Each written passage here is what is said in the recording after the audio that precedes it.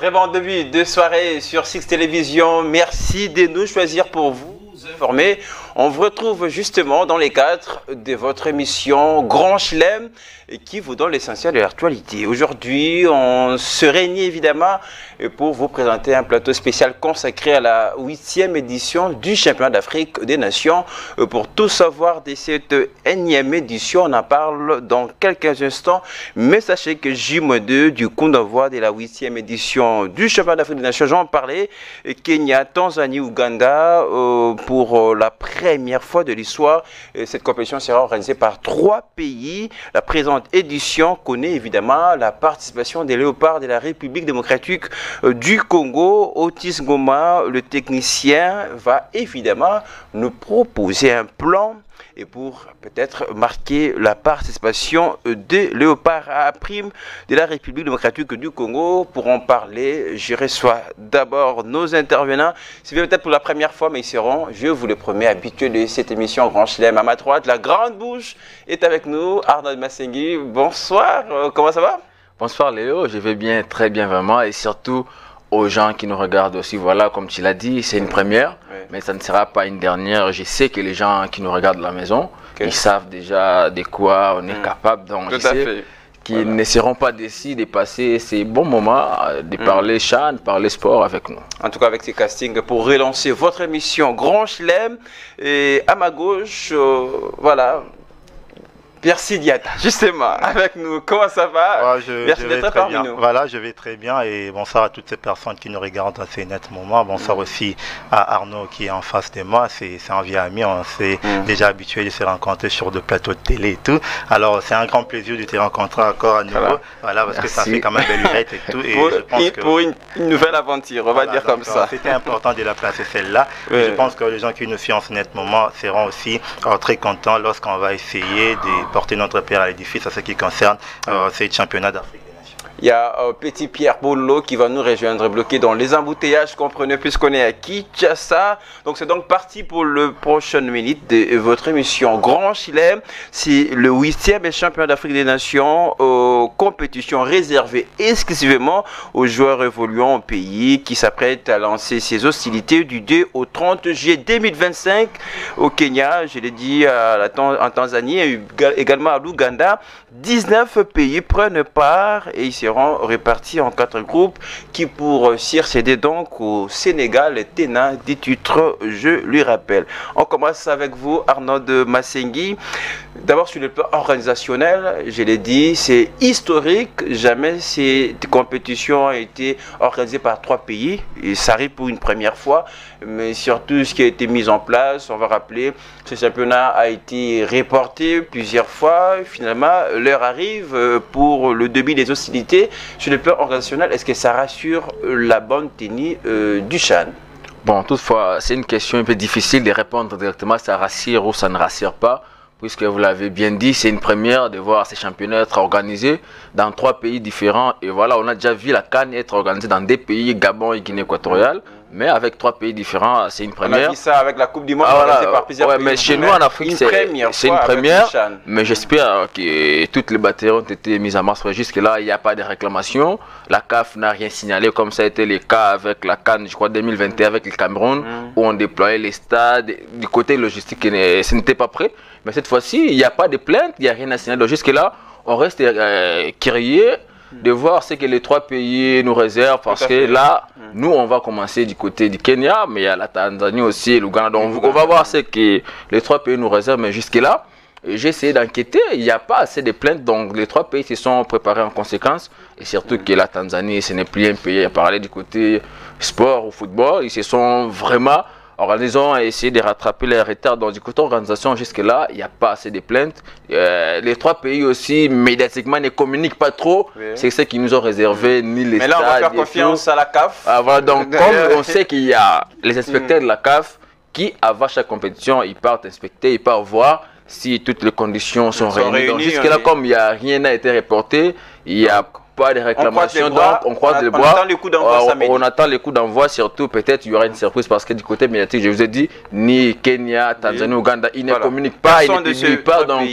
peut-être qu'ils veulent faire autrement que donc pays ont fait, donc on reste regardant, surtout voir les coups d'envoi, qu'est-ce que les 3 pays vont nous réserver, mais surtout nous, je le dis exclusivement, nous, on va commencer du côté du Kenya. Donc, du Kenya. Pour l'instant, c'est difficile de trop commenter sur l'organisation. On va parler largement de l'équipe de la RDC. Vous l'avez dit, aucun de ces 3 pays n'est communique. Donc, on va voir ce qui va se passer, ce que cette 8e édition va nous donner.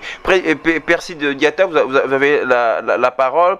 Finalement, c'est vrai qu'il y a eu des reports, mais à un certain moment, aucun pays africain n'a accepté d'organiser cette compétition. Il y avait des doutes, on se disait peut-être qu'on se dirigeait vers la disparition totale de cette édition.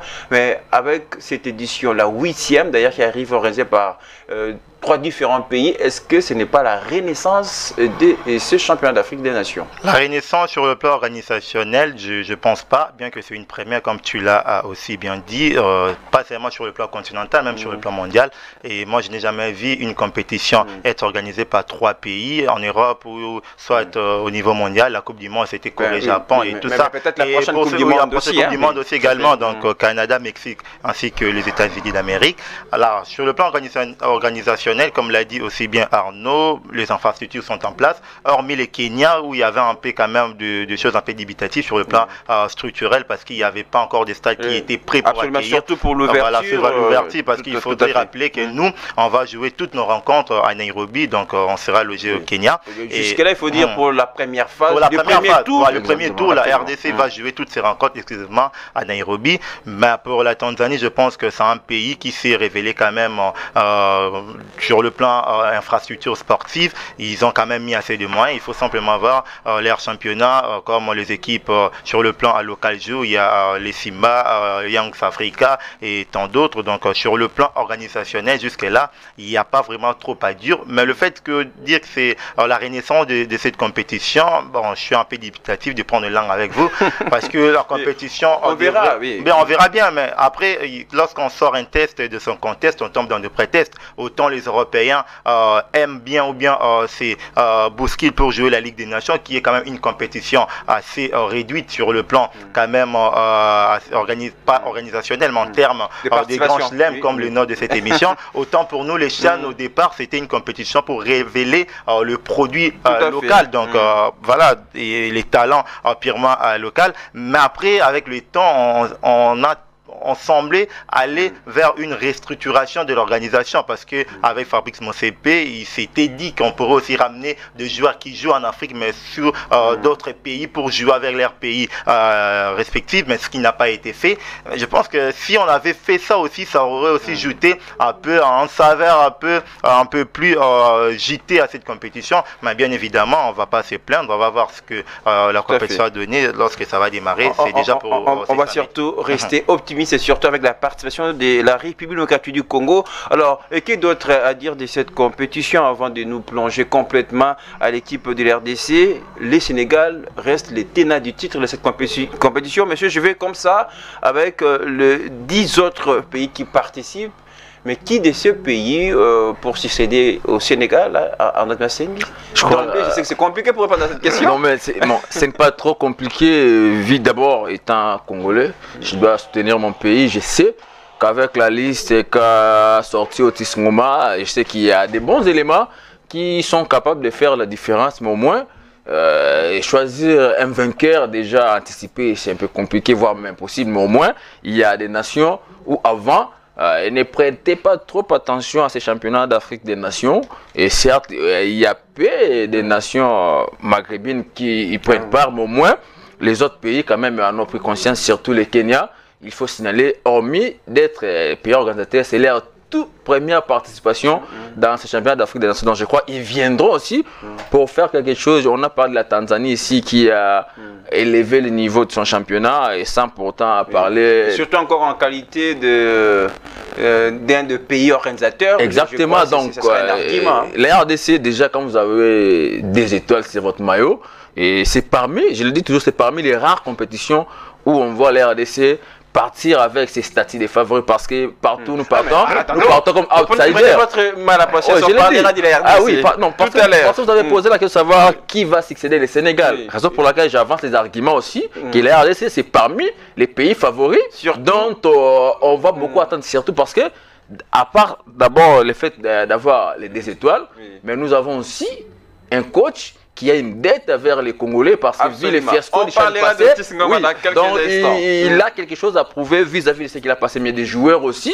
qui ont envie de faire mieux, qui ont envie d'emboîter les pas des Mecha Kelia, des Bolingui et tous ces mondes-là qui, après ces championnats d'Afrique des Nations, ont vu leur côte grimper et puis ils sont partis évoluer ailleurs. Dans la RDC, c'est parmi les candidats sérieux, mais aussi la Tanzanie, je l'ai dit, le Kenya. Mais l'Éthiopie aussi qui a un championnat un peu sérieux parce que la majorité même de leur équipe nationale senior, ce sont des joueurs locaux. Donc hormis l'Afrique du Sud et les autres, mais déjà les 3 pays que je viens de citer sont parmi les candidats sérieux. Mais sans oublier aussi pour finir le Sénégal qui est tenant du titre, qui peut aussi nous faire la surprise comme... Surtout le Sénégal, on rappelle, qui a fait sortir la compétition, la RDC lors de la présente édition. Moi je vous dirais quand même parmi ces candidats sérieux à ces titres, le Maroc, double vainqueur. Il y a le Nigeria, l'Algérie, la Zambie, ces pays sont mais Lionel, si on doit être quand même assez cohérent avec nous-mêmes, on doit s'atteler sur le fait que la nation qui est susceptible de remporter le championnat d'Afrique des Nations, c'est la nation où son championnat est quand même assez relevé parce que les joueurs qui vont jouer cette compétition, ce sont des joueurs qui sont ici. S'il vous plaît, oui, j'avance. Le championnat sénégalais, on en parle. J'avance mon argumentaire. Laissez-moi avancer, s'il vous plaît. Ce que j'ai dit, si la logique devrait être respectée, on va s'atteler là-dessus. On se dit que la nation qui a des équipes qui ont fait des très bonnes choses dans des compétitions interclubs de la CAF, où les joueurs sont assez affûtés, et c'est la nation qui est susceptible de remporter cette compétition.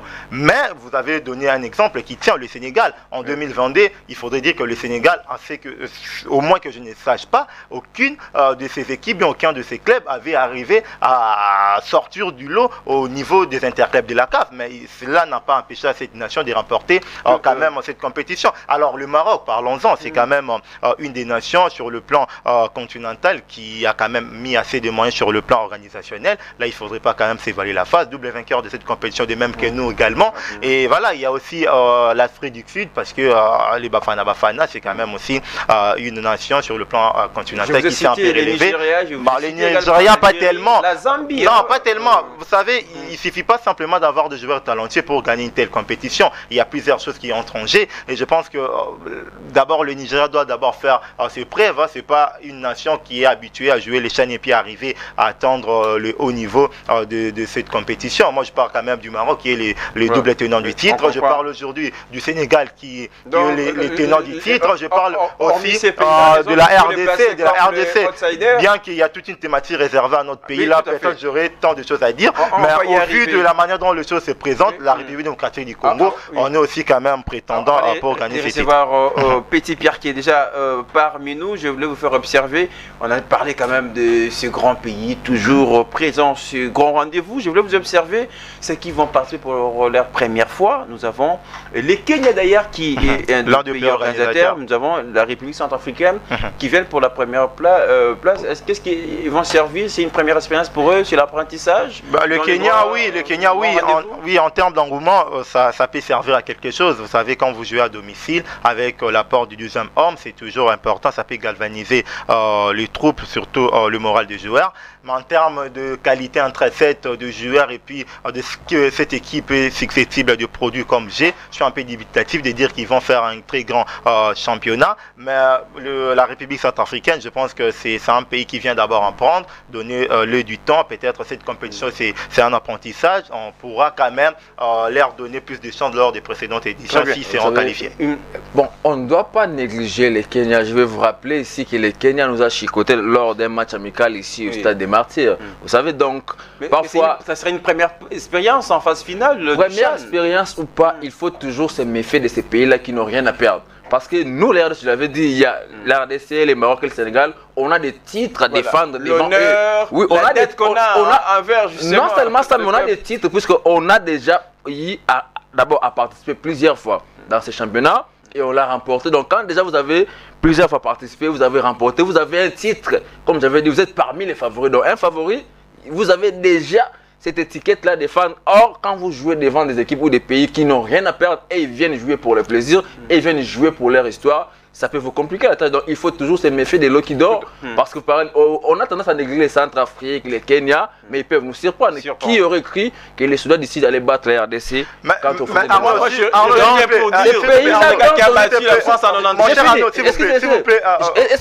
J'ai fini à dire, il faut toujours se méfier de ces pays-là dont on ignore leur championnat. Parce que nous, les championnats qui sont un peu médiatisés, où on en parle un peu trop, les gens ont les idées sur nous. Mais tandis que nous ignorons beaucoup de nos adversaires, y compris beaucoup de pays qui viendront jouer pour la première fois, dont on n'a aucune idée sur leur championnat. Et c'est souvent ce pays-là qui crée la surprise. C'est ce que j'ai dit. C'est ce que j'ai dit. Je prends l'angle avec Arnaud. Sur le plan de l'effet de surprise, on peut quand même s'attendre qu'ils fassent quelque chose. Mais dire qu'ils sont des prétendants pour le titre, là, je ne dis pas qu'ils sont des prétendants, mais au moins on doit se méfier parce qu'ils n'ont rien à perdre. Oui, je suis de même qu'avec vous. Nous, on a quand même des titres à faire valoir. Nous, on a des titres à faire valoir, mais cette équipe, j'ai bien dit, sur le plan peut-être de l'engouement, ça peut apporter quelque chose parce que c'est l'un des pays organisateurs. Mais quand je parle de ces qualités intrinsèques de l'air effectif, peut-être on ne regarde pas assez le championnat kenyan, mais il faudra aussi voir ce que les clubs sont capables de nous offrir aux compétitions interclubs de la CAF. C'est aussi un indicateur. C'est aussi un indicateur, Arnaud. Mais non, on ne peut pas s'atteler sur ce qu'il faut faire de ça une généralité. Ça donne l'exception confirme souvent la règle, mais moi je dis simplement la qualité intrinsèque de joueurs kenyans. Moi personnellement, ça ne pourrait pas me faire dire que cette nation peut prétendre gagner cette édition du Chan. Merci beaucoup, on vous a compris. Il est temps pour moi d'accueillir Petit Pierre. Rarement là, ces petits arrivent en retard, mais on est à Kinshasa. Bonsoir et bienvenue. Bonsoir Lionel, merci en tout cas pour l'invitation. C'est toujours un plaisir de retrouver les confrères, surtout Arnaud qui m'a promis des métiers aujourd'hui. Oui, on sera pour la patrie, justement, un gros focus à suivre sur l'équipe de la RDC, puisque on finit déjà avec cette première thématique.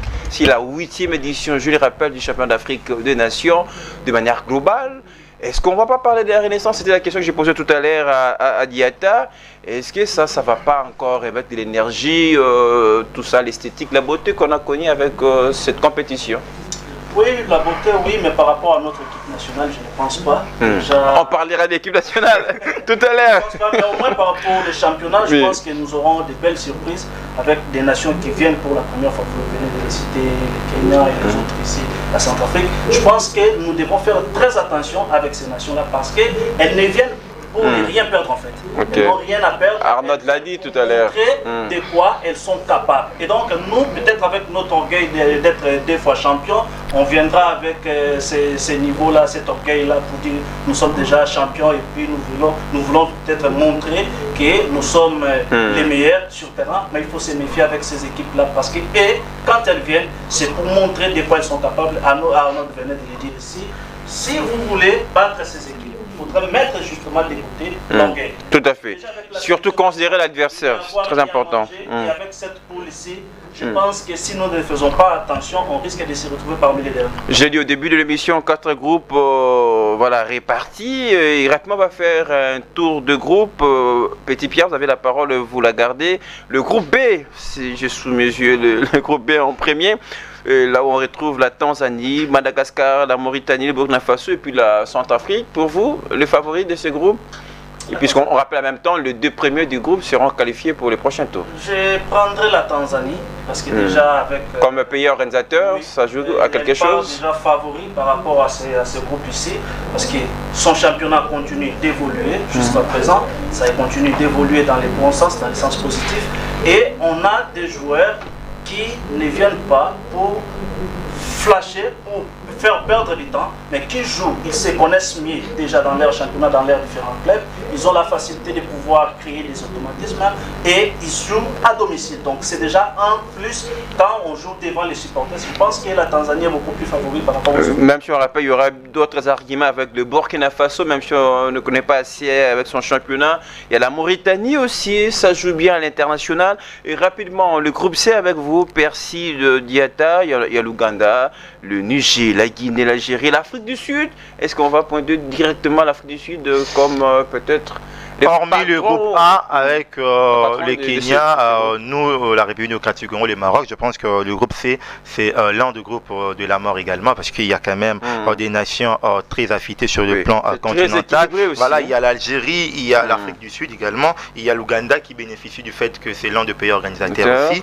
Et il y a la Guinée. Il y a la Guinée également, donc la Guinée qui a mis énormément de moyens aussi sur le plan formation des jeunes. Il ne faudrait pas non plus oublier que la Guinée, c'est l'une des nations qui représente valablement le continent à ce qui concerne le football d'âge. Et moi je dirais simplement l'Afrique du Sud et l'Algérie, ça va se jouer aussi entre l'Afrique du Sud, l'Algérie ainsi que l'Ouganda, mais je vois plus l'Algérie et puis l'Afrique du Sud. Voilà. Allez, les groupes D pour terminer ce premier chapitre avec vous, Arnaud Massengui. Nous avons le Sénégal, Tenadi titre, je ne sais pas, largement déjà favori de ces groupes. Il y a la Guinée équatoriale, ensuite le Soudan et le Nigeria. Voilà, vous l'avez dit, le Sénégal, certes, le Nigeria, c'est parmi les pays où on attend beaucoup plus dans ce championnat d'Afrique des Nations, mais au final, ça n'arrive toujours pas. Donc, c'est un groupe. Je ne vais pas dire que ça sera dominé à 100% par le Sénégal, mais au moins, les Sénégalais partent largement favoris. Certes, le Nigeria peut essayer de créer la surprise, mais au moins, je ne m'attends pas à ce que le Sénégal puisse être éliminé au premier tour. Donc, je m'attends à une domination totale avec le Sénégal. Donc, voilà. Surtout, on rappelle, c'est les seuls groupes où il y a 4 équipes, 4 nations. Ah voilà, donc, mais peu importe leur configuration, mais déjà, le Sénégal, ils ont suffisamment investi sur les jeunes, ils ont une génération qui se connaissent, donc, et ils ont une équipe de jeunes qui ont progressé depuis les bas âges. Pardon, attention, voilà. Parce que la plupart des joueurs qui ont joué le dernier CHAN ne sont plus dans cet effectif. Je ne parle pas de l'effectif qui est passé, je parle des jeunes. Et ils ont quand même, ils ont essayé de créer, tu vois, ils ont l'académie, il y a l'échelle, donc la formation, c'est une chose, mais jouer ensemble à nos il y a la succession, oui, mais attention, beaucoup de joueurs sénégalais sortent. Ce que je dis, le Sénégal, il y a des joueurs qui sortent rarement. Ils ont opté ce système comme les pays maghrébins. Ils ont tellement organisé, il y a des académies de de foot et qu'il y a moins de joueurs locaux qui sortent jouer vers l'étranger. Donc, ils ont des joueurs qui se connaissent mieux et surtout qui ont commencé presque dans les bases, dans les académies, dans les équipes d'âge. Ils ont évolué ensemble. Donc, la quasi-totalité des joueurs sénégalais sont des joueurs qui évoluent sur le plan local, surtout qu'ils ont un championnat régulier. Donc, déjà, quand vous avez des choses, des joueurs qui se connaissent dès les bas âges, comme nous dans ces plateaux, beaucoup de gens, ça fait 4 ou 5 ans depuis qu'on se connaît. Donc, déjà, on a des affinités, on se connaît un peu bien. Donc, voilà, même on n'aura pas assez d'image. On n'aura pas assez d'image pour se communiquer certaines choses. Donc, voilà, c'est comme ça que le Sénégal a compris le jeu. Ils ont fait cela même dans leurs équipes féminines. C'est pour cela. Pendant un moment, le Sénégal nous a dominés, ils ont rapporté la CAN, du côté même messieurs, du côté féminin, des équipes d'âge. Donc je vois ces systèmes-là, ces stratégies-là, les a des raisons pour lesquelles ils vont dominer ces groupes. Sauf qu'on peut tout dire sur les plateaux de terrain, mais et plutôt plateaux de télé, mais la réalité est tout autre sur terrain. Voilà, c'est le rectangle vert aussi, ça reste une chose, mais au moins, tout ce qu'on peut dire, le Sénégal part favoriser ce groupe. La beauté du football, c'est qu'à un certain niveau, il nous réserve pas mal de surprises. On le verra, le coup d'envoi rappel de cette 8e édition du Championnat d'Afrique des Nations, c'est déjà pour ce samedi, avec la participation de la République démocratique du Congo, là où ça fait battre le cœur. Allons-y vers la RDC. Après l'échec lors de la précédente édition, sorti par les Sénégal sur le score de 3-0, le Léopard ont la chance de rebondir avec cette présente édition. Après une phase de préparation au pays, ensuite en Tanzanie, qui s'est soldée par un match amical remporté par la RDC contre Jumas FC, le club tanzanien, sur le score de 3-1. Est-ce qu'on va dire l'équipe de la RDC est prête? Quelles sont les chances pour nos Léopards à prime? Je commence avec Petit Pierre. D'abord, tardons-nous un petit peu sur la préparation. Est-ce qu'elle a été suffisante pour dire finalement il est temps de roder son équipe avant d'aller en compétition? Je l'avais dit déjà dès le départ que la RDC aura des problèmes sérieux parce que déjà sa préparation, moi je trouve que cela n'a pas été trop convaincant. Et compte tenu de toutes les réalités que nous connaissons qui se sont déroulées pendant cette phase de préparation, et aussi compte tenu de notre championnat à nous qui nous permet également d'avoir des joueurs pour participer à cette compétition. Déjà nous avons un championnat irrégulier, vous serez d'accord avec moi que ça fait 4 à 5 saisons que notre championnat est en train de... Mais quand même exceptionnellement cette saison, même si ce n'est pas allé jusqu'au bout, mais quand même c'était dommage. Il y avait la compétitivité. Il y a la compétitivité, on ne refuse pas, mais ce n'est pas question d'une seule saison. Ok, c'est pas question d'une seule saison. Ça fait 4-5 saisons que nous sommes en train de déplorer cette façon de faire les choses. On voit des joueurs qui ne finissent pas les championnats, faute d'organisation. Avec la sélection qu'Otis Ngoma nous a montré, je ne pense pas que la RDC fera une grande compétition. Nous serons là, bien sûr, avec notre orgueil, parce qu'on est pas champion, mais il faut faire très attention avec notre groupe. Il y aura beaucoup de surprises, mais je ne vois pas du tout la RDC aller jusqu'au bout. Percy Diatta, dans la préparation, il y a aussi ce que le championnat a donné toute la saison, mais si, ils ont pris quand même le temps avec Otis Ngoma. Il y a eu ce match de la remise à niveau, confrontation entre l'équipe A et B. Est-ce qu'on va dire tout ça et puis ce petit détour par la Tanzanie et là où les Léopards ont livré ces matchs amicaux, j'en parlais. Est-ce qu'on va dire ça a servi quand même à Otis Ngoma d'avoir l'idée pour l'équipe qui va aligner pour la compétition? Bon, on s'en croit qu'il a pu avoir une idée. Le vrai problème de cette sélection, c'est d'abord l'homme dont vous citez les noms.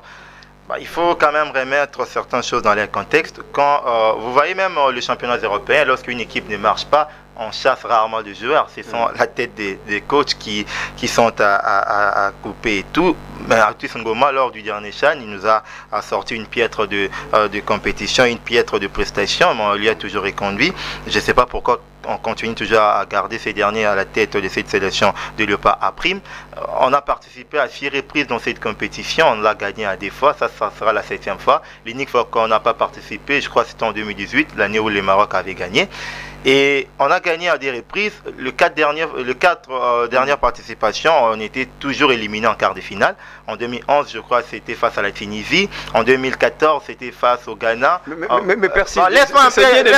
Oui, mais toi, je sais où est-ce que je vais en arriver. Ça veut dire que la toute première fois qu'on participe à une compétition avec une tête débâcle, c'est avec Otis Ngoma lors du dernier CHAN, c'est 3 matchs, 0 but marqué. Mais les pauvres, il n'a pas eu assez de temps de préparer quand même. Voilà, mais la première édition avec lui, il n'avait même pas des contrats avec la sélection. Oui, l'ami l'a aussi bien dit, les mêmes causes produisant le même effet. Il y a eu de l'impréparation dans la préparation. Voilà, quand vous êtes dans une préparation où les joueurs n'arrivent pas à sortir de leur hôtel pour arriver dans leur camp d'entraînement, pourquoi? Parce que le chauffeur n'a pas été payé, il réclame ses arriérés. Ça, ce n'est pas les problèmes. Ou les joueurs n'ont pas mangé parce qu'on n'a pas payé de l'argent à la personne qui prépare, aux gens qui préparent dans leurs hôtels pour manger. Ça entame quand même l'air mental et tout. Maintenant, ça, il faut mettre ça de côté. Est-ce que ces genres de choses peuvent aussi galvaniser l'air moral pour se dire que voilà, on s'est préparé dans des conditions pas adéquates, mais on va aller dans cette compétition avec un esprit revanchard. Comme toujours, la RDC, le moi, je pense que oui,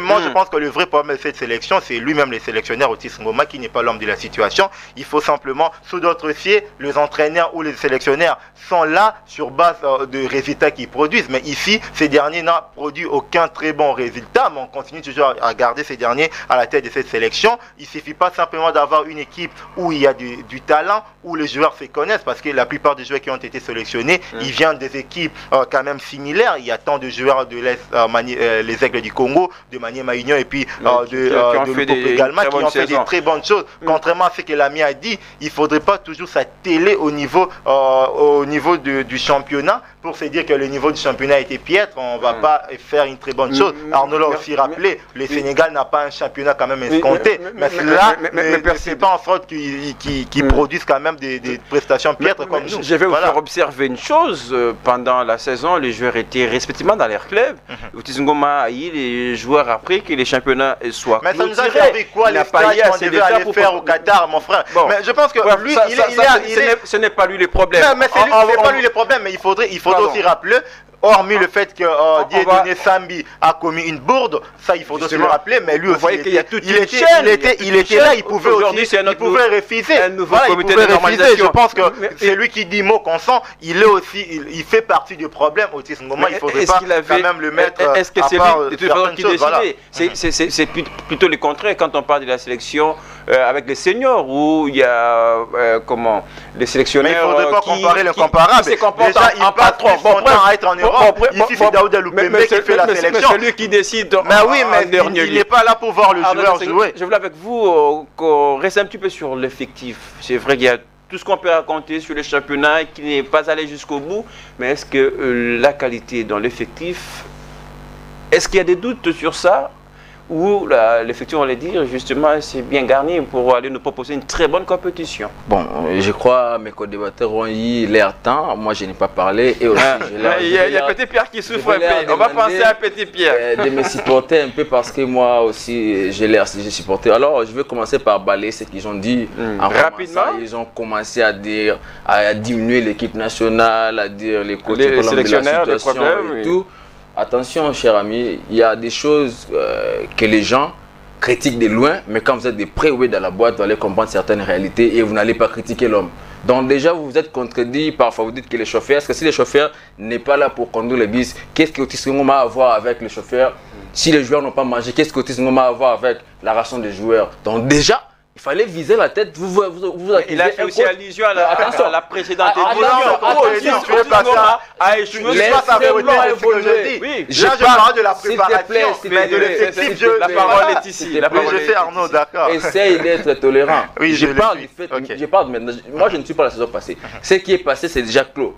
On tourne la page. Je l'avais dit ici quand j'avais pris la parole qu'Otis Ngoma a une dette avec les Congolais. Il doit soigner son image par rapport au CHAN passé, même présentement là, parce que lui, il a dit des faits qu'Otis Ngoma n'est pas l'homme de la situation. Pourquoi? Parce que l'organisation était mauvaise. Non. Il n'y avait pas les chauffeurs pour conduire les bus. Il a cité les chefs. Il ne faudrait pas qu'ils me comprennent mal. Non, il ne faudrait pas faire de raccordement frauduleux, mon frère Arnaud. Mon cher Arnaud, s'il vous plaît. Essayez d'être tolérant. Je suis là. Mais quand tu me fais pas, tu me fais dire des choses que je n'ai pas dit. Puisque vous avez cité les problèmes du chauffeur. J'ai dit intervenir de la préparation. Mais quand je parlais d'Otis Ngoma, je fais référence au dernier champ. Merci. Pourquoi vous n'avez pas la parole? Vous avez la parole. Je disais, finalement, répondez à ma question puisqu'on n'a pas tous les temps. Je vais arriver sur l'effectif. Il y a des choses qu'on doit balayer parce qu'on ne doit pas les laisser passer. Les gens nous regardent, s'il te plaît. On est en direct. Otis Ngoma, les problèmes de Léopard, ce n'est pas Otis Ngoma. Ce n'est pas Otis Ngoma qui engage les Léopards. C'est le gouvernement congolais. Donc, Otis Ngoma, c'est un travailleur comme les joueurs. Il travaille avec les conditions, avec les moyens mis à sa disposition. Donc si la Linafoot et les colons de la FECOFA, s'ils ont arrêté les championnats tardivement, s'ils lui ont donné une semaine de stage, ce n'est pas lui. S'ils ont annulé les stages d'Algérie, ce n'est pas son problème. Je vais vous amener vers ses responsabilités. Mais je comprends pas. Moi, je connais Arnaud comme un mec. Je connais Arnaud comme un mec qui veut, il faut être qui s'accentue sur les résultats, mon frère. Mais ça, c'est pas l'Arnaud que je connais. Je vous dis. Mais mon frère, où est-ce que vous avez passé lui? Je sais plus. Je vous reconnais pas sur ce plateau, Arnaud. S'il vous plaît. S'il vous plaît, Arnaud. Alors c'est l'effectif. Justement. Alors c'est l'effectif. Otis Ngoma a sélectionné 26 joueurs. Il arrive avec les 26 joueurs, il met la liste à la disposition du gouvernement. Pour les voyages, les 4 joueurs ne voyagent pas parce qu'ils n'ont pas de passeport. Est-ce que là aussi c'est un problème d'Otis Ngoma? Non. Les voyages d'Algérie est annulé, est-ce que c'est un problème d'Otis Ngoma? Otis, on va commencer à le juger par rapport au résultat. S'il vous plaît, laissez-moi évoluer. Mais vous m'interrompez, moi je vous ai laissé parler. Otis Ngoma sera jugé bon ou mauvais par rapport au résultat. L'effectif qu'on a actuellement, c'est un bon effectif. Alors en 30 secondes, je répondais à ma question qui souffre pendant un certain temps. L'effectif est bien garni, je le disais. Est-ce qu'on a en face un effectif de qualité pour aller... En tout cas, fait une bonne compétition. Je vous ai répondu, il a pris les meilleurs de la saison passée parce qu'il n'y a aucun joueur qui a été meilleur à son poste de la saison passée qui n'est pas repris sur la liste parce qu'il y a certaines personnes qui déplorent Favre. Non, Luzolo est déjà du côté de Soudan, il ne peut jouer. On parle de Favre Bongeli, le rescapé. Favre Bongeli et Makos. Je vous dis, moi j'ai été là pendant les matchs de fixation et matchs de position. Les gars n'ont rien donné. Et surtout pour ne pas lui manquer de respect ou ne pas nier. Il est talentueux, ça on le sait. Mais il est encore jeune, même à cause. Ils sont des jeunes. Ils ont de l'avenir. Donc rien n'est dit comme il ne participe pas à cette édition qu'ils ne viendront plus jouer l'équipe nationale. Donc c'est l'avenir de demain. Absolument. On ne va pas amener tout le monde. Mais au moins. Ça va tourner. J'ai fini, s'il te plaît. Ils m'ont beaucoup interrompu. Laisse-moi parler, s'il te plaît, mon cher. Soyez tolérant, tu auras le temps de parler. Donc les gardiens des billes. On a les gardiens, sauf un petit bémol, c'est les gardiens des aigles du Congo qui manquent. Mais au moins, on a Bridel Fongue, on a Nanga, on a qui c'est les gars de Mani. Mais donc, tous les joueurs sont là. Il n'y a pas un meilleur joueur parce que je les remets au défi ici sur ce plateau. À part Makosi et Favre Bongeli, qui nous cite 3 ou 4, 5 meilleurs joueurs de la saison passée qui n'ont pas été repris dans la liste d'Otis Ngoma comme ça qu'ils nous disent, même les gens qui nous regardent. Merci comme ça, on va critiquer la liste et on va voir les statistiques de ces joueurs-là. Merci beaucoup. Petit Pierre, j'ai une question pour vous. Avec cet effectif, c'est vrai, les amis ont argumenté tout à l'heure. Jusqu'où peuvent-ils aller, nos léopards à prime, dans cette compétition? Je l'ai dit, si on joue dans notre meilleure condition, on va se limiter au niveau des quarts de finale. Parce que déjà, nous n'avons pas une équipe... Il faut pas être pessimiste comme ça. Il faut pas diminuer son pays comme ça. Il ne faut pas diminuer son pays comme ça. Il se retrouve à la tête de la sélection sur base de quels critères? Mais tu ignores déjà la question qui se pose, alors tu veux pas. On va pas aller à la genèse du problème. Et aujourd'hui, qu'est-ce qui a changé en lui qui nous rassure qu'effectivement il va nous donner des bons résultats? Il n'y a rien du tout. Mais il n'est pas le seul à avoir. Il ne faut pas laisser les choses pareilles, Lionel. On peut être pessimiste comme ça. Arnaud veut nous faire croire comme si. S'il vous plaît, Arnaud veut nous faire croire comme Otis Ngoma, c'est pour la toute première fois qu'il entraîne cette sélection de Léopards. Je n'ai pas dit ça. Mais non, mais ce que tu me dis, quelqu'un qui est jugé sur le parole alors qu'il était là depuis 2020, qu'est-ce qu'il nous a fourni comme résultat? Alors, à part on devait prendre qui? Mais s'il vous plaît, on est à la tête d'une sélection. On devait prendre des résultats qu'on produit. La performance. On va pas parler de tout ça. Il y a de l'agitation. Laissons la bouche qui parle parler. C'est là où j'ai toujours dit que notre championnat fait défaut, même au niveau des joueurs. Comment un joueur. Mais les championnats, ce n'est pas le problème du sélectionneur quand même. Il a épinglé un truc important ici pour dire que 4 joueurs n'ont pas voyagé faute de passeport. Mais soyons quand même humains. Comment expliquer, moi qui suis journaliste, j'ai un passeport et un joueur qui évolue au championnat national, qui aspire à jouer à l'équipe nationale. Ça s'appelle de l'organisation. Ça veut dire. Manque du passeport. Est-ce que vous trouvez ça normal? C'est ridicule ce que tu dis, mon cher. Et vous, ça, c'est pas question de... Comment un joueur au niveau national peut manquer un passeport? Mais aussi la responsabilité du joueur. Moi, je reste là, dans tout ça, je vais voir où est-ce que Otis Ngoma est fautif dans tout ça. Je vous attends. Il ne convainc personne. Je vous attends. Avant la compétition, avant même le coup d'envoi de la compétition, c'est grave. La première édition jusqu'à aujourd'hui, le championnat est en train d'évoluer. Nous atteignons des niveaux beaucoup plus élevés avec Otis Ngoma à la tête de l'équipe nationale. Au regard des résultats qu'il nous a produits lors du CHAN qu'il a dirigé, moi je l'ai dit, parce qu'à part ces CHAN-là, jusqu'à aujourd'hui, quel est le bilan d'Otis Ngoma? Il a joué quoi? Il a gagné quoi? Qu'est-ce qui va ramener de nouveau à l'équipe nationale? Donc avec lui, je ne vois pas du tout l'équipe nationale prendre ou encore gagner ces CHAN ici, si ce n'est qu'être éliminé au niveau des Alors, il ne reste pas beaucoup de temps pour terminer cette émission. Vous avez la parole. Oui, bien sûr. Pour vous, est-ce qu'avec tout ce qui se passe, il y a la précédente édition, celle qui arrive déjà, le coup d'envoi est prévu pour ce samedi, on peut dire qu'Otis Ngoma joue sa dernière chance avec la sélection congolaise? Parce qu'on l'a voulu donner sa chance à lui. Moi, je pense qu'il ne méritait même pas cette chance-là en question. C'était pas un sélectionneur qui devait démarrer à la tête de cette sélection nationale. Arnaud nous dit de quoi est-ce qu'on reproche à Otis Ngoma. Mais on reproche à Otis Ngoma le fait que, parce que vous m'avez arrêté quand je parlais, on a participé à 7 reprises. La 7e fois, ça sera à cette édition. Les 4 fois qu'on a été éliminé, c'était au moins au tour des quarts de finale. Mais c'est Otis Ngoma qui nous donne une piètre de participation au championnat d'Afrique des Nations. On est éliminé en phase de groupe, 0 but marqué, avec 3 défaites. C'est ce genre de sélectionneur dont tu nous dis qu'on doit les juger comment. Mais c'est sur base de quoi il a d'abord été retenu. S'il vous plaît, c'est sur base de quoi il a été retenu comme sélectionneur dans cette sélection. Je vais aller. S'il vous plaît, voilà, moi je ne vais pas empiéter sur l'effectif en question. Il y a des très bons joueurs. Il a dit, hormis Favredi Bongeli et puis le joueur qu'il a cité, qu'est-ce qu'on reproche à cette équipe? Moi personnellement, à l'effectif, je ne reproche rien. Il a sélectionné les meilleurs de leur poste. Là, il faut quand même les reconnaître. Mais le problème, c'est que est-ce qu'Otis Ngoma sera capable de faire bon office avec cet effectif? Il ne suffit pas simplement d'avoir un très bon effectif avec des joueurs talentueux pour faire une très bonne compétition. Lors du CHAN précédent, on avait aussi de meilleurs joueurs. Il faudrait rappeler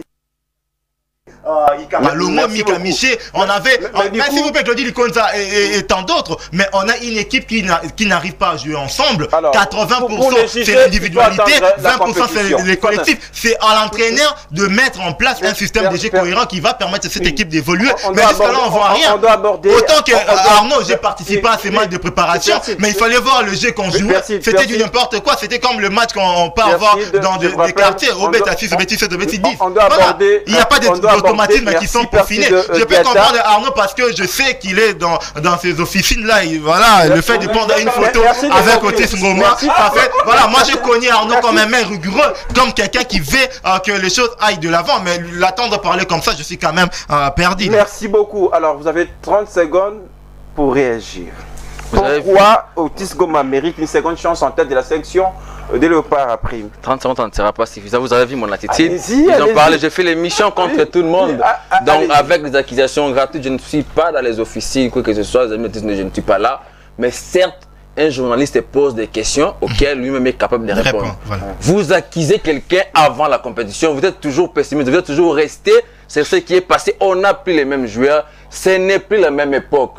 Je l'avais dit ici, s'il te plaît, moi j'étais calme comme vous avez parlé. On va commencer à le juger après les résultats. Jusque-là, il n'a pas encore joué. Les chaînes passées, s'il te plaît, le sabre est avec nous, il ne fait pas les pluies, les beaux temps. La RDC, même eux, ils sont là, ils ne vont pas me dire que les seniors produisent un jeu plaisant. Mais quand même, c'est à base des résultats qu'on garde des sabres. Des sabres, voilà. S'il te plaît, s'il te plaît. Mon frère, mais Arnaud, mais sur base des résultats, on garde des sabres. Mais sur base de quoi on a gardé Otis? Mais vous vous contredisez, Arnaud. Arnaud, poursuivez. Ce n'est pas comme ça qu'on fait un débat. Il faut vous rappeler tolérant. Non, ce n'est pas comme ça. C'est pas comme ça. Vous me dérangez. Je l'avais dit, il mérite parce qu'à part Otis Ngoma, il n'y a aucun entraîneur au Bakoutcha dans la tête. Il a raté. Donc, il y a Otis qui fait la continuité. Surtout, moi, je pense sur les conditions. Parce que les conditions auxquelles il travaille, beaucoup ici l'ignorent. On vous donne une semaine. Les conditions ont été améliorées. S'il te plaît, sous contrat. Laissez-moi, mon cher, s'il vous plaît, vous me dérangez quand même. Est-ce qu'en Afrique, on démissionne? C'est pas notre culture. Vous me dérangez. Otis, c'est un patriote. Je vous dis d'abord, je vous donne l'histoire. Pour quitter l'hôtel, aller jusqu'à l'aéroport, les bis, bis et Koufi, na bombe à tété. Bis et Koufi. Donc, Otis Ngoma devait devenir les mécaniciens pour dépanner. Bis et Koufi, ils ont fait venir esprit des jeux après 1 heure ou 2 heures comme ça. Les joueurs sont traumatisés. Les joueurs ne sont pas rien dans les bonnes conditions. Le coach fait son classement, il vous sélectionne, il vous met là-bas. Allez jouer. Ce n'est plus au coach de vous dire comment dribbler, comment tirer. Vous voyez? Donc, le coach a une responsabilité, oui. Il a pris les joueurs, mais les joueurs aussi doivent faire leur part. Je vous dis, à part Otis Ngoma, qu'ils nous disent qui est capable aujourd'hui de prendre l'équipe à prime, à part Otis Ngoma. Donc, laissez le coach faire son travail. Il ne faut pas être pessimiste, être trop négatif.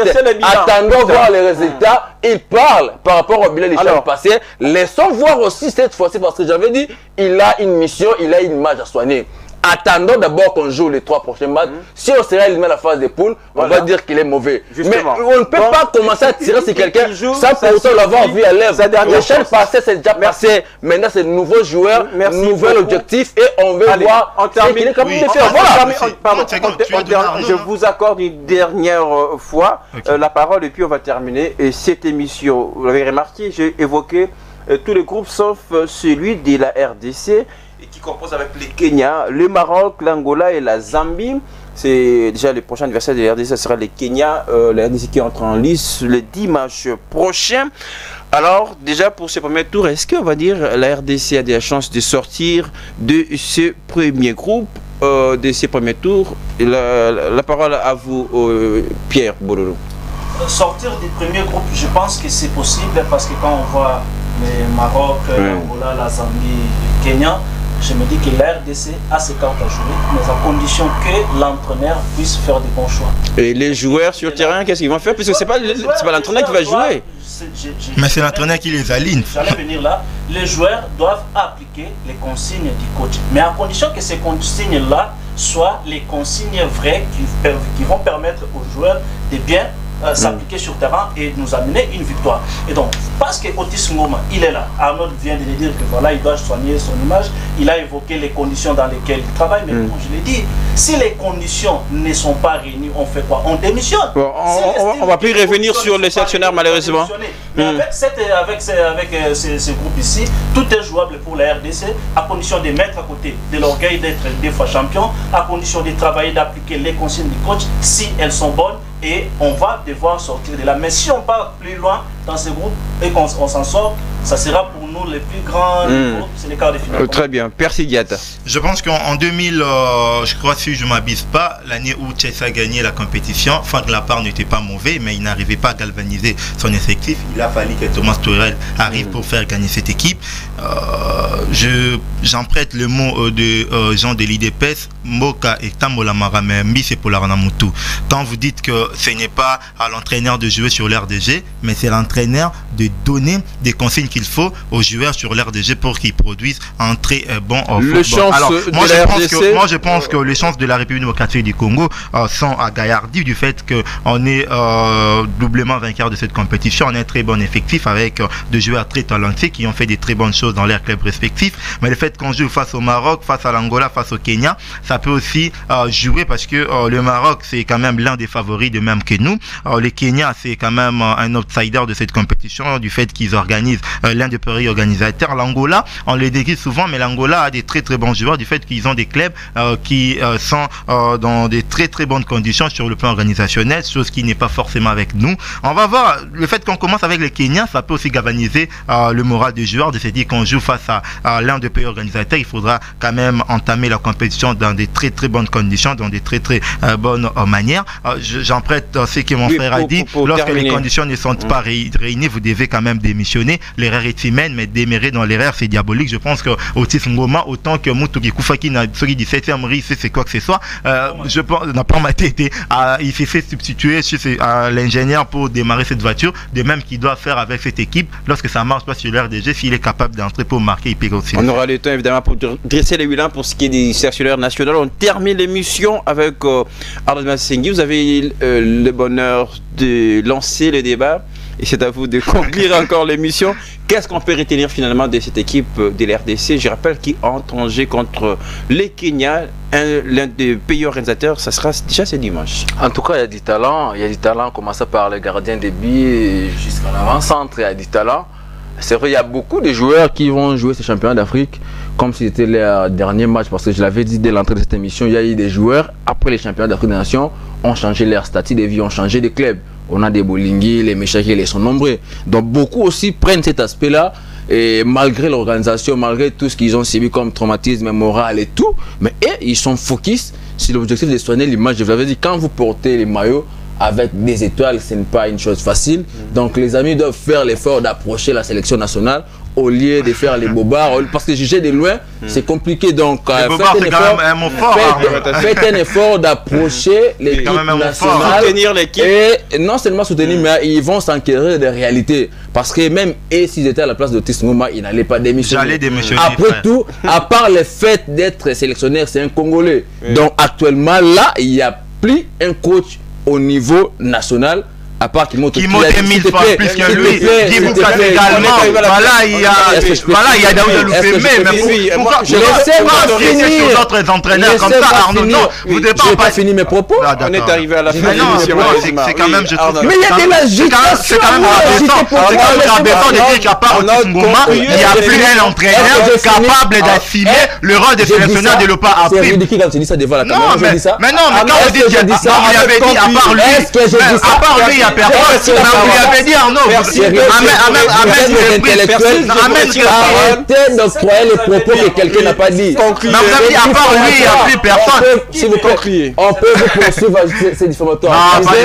Actuellement, à part Otis Ngoma, il n'y a pas un autre entraîneur congolais qui a accepté de travailler sur les mêmes conditions que lui après l'équipe nationale. Donc, moi j'écris. J'écris pas. On ne parle pas du niveau de compétence. Kimoto a déjà dit non. À part Kimoto, il y avait personne parce qu'on a pris Daouda. Tu as dérangé l'émission. Tu as dérangé l'émission. J'avais la parole pour conclure. On doit laisser Otis Ngoma faire son travail. On ne doit pas juger quelqu'un avant de l'avoir vu à l'œuvre. Merci. On a vu Otis Ngoma à l'œuvre.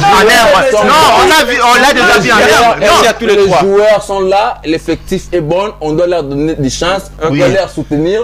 Et je sais qu'ils vont créer la surprise. Je vais leur dire qu'ils soient courageux. Quand l'équipe nationale va faire des bons résultats, qu'ils soient courageux de revenir sur ces plateaux. Mais qui a dit qu'on ne va pas faire de bons résultats? je suis pas pessimiste, on est réaliste. L'émission est terminée. Je suis réaliste. Merci. Je suis réaliste. Alors, s'il vous plaît, permettez-nous de conclure l'émission. Non, ça peut pas passer.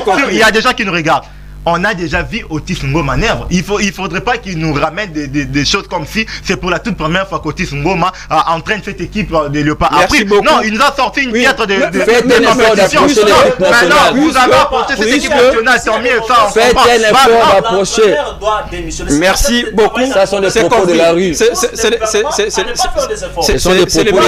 C'est le message qui a régné ici. Merci à tous. Mais moi, je rappelle, en qualité de journaliste, nous avons pas seulement notre travail, ce n'est pas seulement celui de critiquer, mais aussi de soutenir. Mais des critiques constructives, il ne faudrait pas nous faire voir devant la télé comme si on est contre cette équipe nationale, pas lyonnaise. Nous portons notre soutien au nom de cette émission Grand Chelem à notre sélection qui débute la compétition.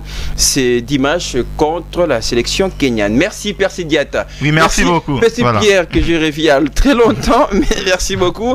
Et puis à la grande bouche. Merci à toi. Merci. Il m'a pas tué aujourd'hui, gloire à Dieu.